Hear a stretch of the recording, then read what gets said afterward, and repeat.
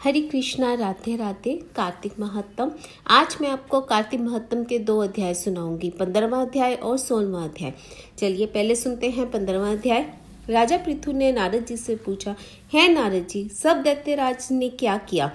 वह सब मुझे विस्तार से सुनाइए। नारद जी ने बताया कि उनके चले जाने पर जलंधर ने अपने राहु नामक दूत को बुलाकर कैलाश पर जाने की आज्ञा दी और कहा कि वह एक जटाधारी शंभु नामक योगी रहता है, उससे मेरा ऐश्वर्य कहकर उसकी सुरंग सुंदरी भामिनी को मेरे लिए मांग लाओ।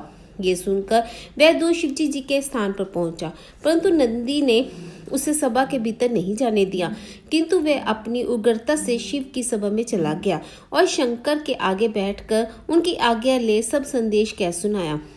फिर तो राहु नामक दूत के ऐसा कहते ही भगवान शूल पानी के आगे पृथ्वी फोड़कर एक शब्द वाला पुरुष प्रकट हो गया, जिसका सिंह के समान मुख था और जो कि मानो दूसरा नरसिंह था। वह दौड़कर राहु को खाने चला तो राहु बड़े जोर से भागा, परंतु उस पुरुष ने राहु को पकड़ लिया।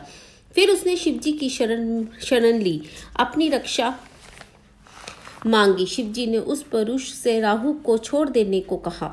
उसने कहा कि मुझे बड़े जोर की भूख लगी है, मैं क्या खाऊं? तब महेश्वरी ने कहा, यदि तुझे भूख लगी है तो शीघ्र ही अपने हाथ पैर का मांस भक्षण कर ले। शिवजी जी की आज्ञा से वह पुरुष अपने हाथ और पैर का मांस भक्षण कर गया। सब केवल उसका सिर मात्र शेष रह गया। तब उसका ऐसा कृत्य देखकर शिवजी ने प्रसन्न होकर उसे अपना आज्ञाकारी मानकर अपना परम प्रिय गण बना लिया और कहा कि गौरी पूजा की तरह अब तेरी भी सदैव पूजा होती रहेगी और जो मेरी पूजा नहीं करेगा वह मेरे प्रिय नहीं होंगे। शिवजी ने ऐसा वर पाकर उस पुरुष को बड़ी प्रसन्नता हुई। उस दिन से वह शिवजी द्वारा स्वीकृत मुख नामक गण होकर स्थित रहने लगा। ओम नमो भगवते वासुदेवाय। अब अगला अध्याय सुनते हैं, 16वां अध्याय। राजा पृथु ने कहा, हे नारद जी, ये तो आपने महाप्रभु शंकर की बड़ी अद्भुत कथा सुनाई। अति कृपा करके आप ये भी बतलाइए कि उस समय राहु उस पुरुष को छूट कर कहाँ गया? नारद जी ने कहा, उससे छूटने पर वह बर्बर नामक से विख्यात हो गया और मानो नया जन्म पाकर उसने अपने आप को धन्य माना तथा वह धीरे धीरे जलंधर के पास गया। वहां उसने शंकर जी की चेष्टा कही। उसे सुनकर दैत्य को बड़ा क्रोध आया और उसने सब दैत्यों को सेना सजाने की आज्ञा दी। काल नेमियों, शुभ निशुभ आदि सभी महाबली दैत्य तैयार होने लगे। एक से एक महाबली दैत्य करोड़ों की संख्या में निकलकर युद्ध के लिए तैयार हो गए। महाप्रतापी सिंधु पुत्र शिवजी से युद्ध के लिए निकला। उसने आगे महर्षि शुक्राचार्य और शिनसर राहु हुआ।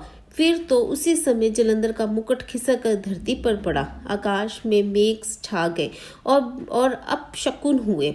उधर इंद्र आदि सब देवताओं ने एकत्रित होकर कैलाश पर जाकर शिवजी से सब वृतांत कहा और ये भी कहा कि आपने जलंधर से युद्ध करने के लिए जो भगवान विष्णु को भेजा था वे उसके वशवर्ती हो गए तथा लक्ष्मी सहित जलंधर के अधीन होकर उसके घर में निवास करते हैं।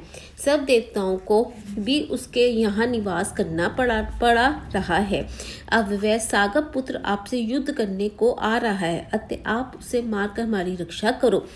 देवताओं से ये सब कुछ सुन शंकर जी ने भगवान विष्णु से पूछा, हे ऋषिकेश, युद्ध में आपने जलंधर का संहार क्यों नहीं किया और वैकुंठ को छोड़कर आप उसके घर कैसे चले गए? तब भगवान विष्णु ने हाथ जोड़कर शिवजी से कहा, उसे आपका अंशी तथा लक्ष्मी जी का भाई होने के कारण नहीं मारा है। वह बड़ा ही वीर और देवताओं के अजेय है। मैं सत्य कहता हूँ कि उसे कोई भी नहीं मार सकता। इस पर लक्ष्मी जी ने मुग्ध होकर, मैंने स्वयं उसके घर में रहने का वर दे दिया, इसलिए मैं उसके घर में रहता हूँ। है सूर्य विष्णु, आप ये क्या कहते हैं? उस दैत्य जलंधर को मैं अवश्य मारूंगा, इसमें कुछ भी संदेह नहीं है। अब आप सब देवता जलंधर को मेरे द्वारा मारा जान अपने स्थान पर को जाइए। तब जब शंकर ने ऐसा कहा तो सब देवता संदेह रहित अपने स्थान को चले गए। ठीक उसी समय पराक्रमी जलंधर अपनी विशाल सेना के साथ कैलाश पर्वत को घेर के सिंहनाद करने लगा। दैत्य के नाद और कोलाहल से शिवजी क्रोध हो गए। उन्होंने अपने नंदी आदि गणों को उसके साथ युद्ध करने की आज्ञा दे दी। कैलाश पर्वत के पास भीषण युद्ध होने लगा। दैत्यों ने अनेक प्रकार के अस्त्र शस्त्र वर्षा ने शुरू किए। भेड़ी, मृदंग, शंख और तीरों तथा हाथी, घोड़ों व रथों के शब्द से धरती कांपने लगी। युद्ध से में कटकर मरे हुए हाथी, घोड़े और पैदलों का पहाड़ सा लग गया, जिससे कि युद्ध भूमि में भी आगमय हो गई। दैत्यों के आचार्य श्री शुक्राचार्य जी अपनी मृत संजीवनी विद्या से सब दैत्यों को जिलाने लगे।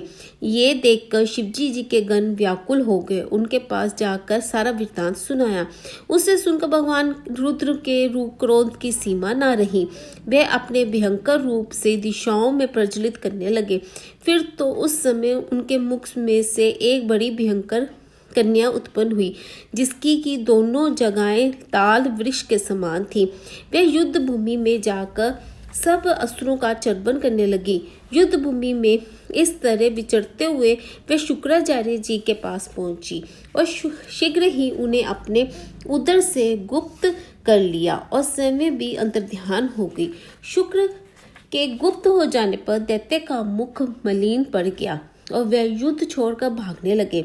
इस पर अनेक शुभ निशुभ और कालनेमी आदि सेनापतियों ने अपने भागते हुए वीरों को रोककर शिवगणों पर बड़ा कठिन प्रहार किया और ऐसा ही शिवजी के नंदी आदि वीर गणों ने, जिससे गणेश और स्वामी कार्तिकेय भी थे, अपने गणों को रोककर दैत्य के भीषण युद्ध किया। ओम नमो भगवते वासुदेवाय। हरे कृष्णा। राधे राधे।